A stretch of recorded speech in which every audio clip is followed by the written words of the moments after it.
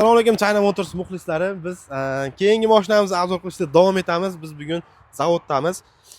Hamma bog'ning ichidamiz. Qolagan mashinamizni obzor qilib yuribmiz. Bu mashinamiz Jack M4 juda ko'pchilik biladi.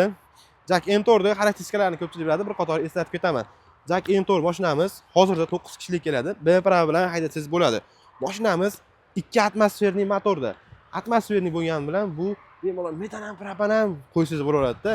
Eng zo'r tarafi shu. Xo'p, mashinamiz ham rasxoti unaqa ko'p emas. 8,5 ta yozgan. 10 ta odam bilan 12 tagacha rasxot qiladi. Xo'p, mashinamizni ichki qismiga keladigan bo'lsak, klientlarga qulaylik o'ta ko'p bu mashinada ham. Bemalol mahallalarda, xotinlarda o'ynagan olib borasizmi? Bundan tashqari safarlarga olib chiqasizmi? Rossiyaga qatnashyapti. Men olganlar ko'p biladi, yurib ko'chada. Liniyaga, uzoqroq liniyaga qo'ysangiz, yana ham zo'r bo'ladi. Xo'p, mashina aytganimizdek 9 kishilik, endi buni dokument qilib ikkita tabletga qo'yib olsangiz 11 kishilik ham bo'lib qoladi, lekin D-Pro kerak bo'ladi. Buni siz B bilan haydaverasiz. Orqaga klientlarga qulayliklar, orqada zaryadchilari bor. Undan tashqari bitta klimat kontrollari ham juda ko'p. Konditsionerni yo'q, pechkani yoqib olsangiz bor-ku, maza qilib ketasiz mashinada. Oralari ham ancha keng. Xo'p, shopirga qulayliklari nima siz? Shopirning qulayliklarini hozir sizga bitta ko'rsataman. Mashinamiz borki, o'ta yumshoq bo'ladi. Orqada stol bo'lganlar, lekin yumshoq.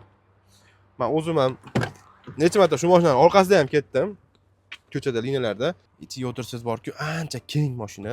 Hamma yo'qlari kojinli qilib ishlangan. Cruise kontroli, multimediyasi, monitorlari, hamma yo'qlari bor. Korobkalari 5 talik bo'ladi. Bu avtomat emas. Bu Jack M4imiz. Har ichida tayyor, oqa qorasi desangiz, hammasidan yetkazib beramiz. Uning uchun pastdagi nomerlarga aloqaga chiqinglar. Narxi qiziq bo'lsa, narxi hozirgi kunda 243 million so'mdan sotilyapti. Albatta, buni siz xohlagan to'lov usulida xarid qilsangiz bo'ladi. Ya'ni naqdga, перестеnaga, xohlasangiz bank orqali olsangiz ham bo'ladi. Albatta, batafsil ma'lumot uchun pastdagi nomerlarga aloqaga chiqing.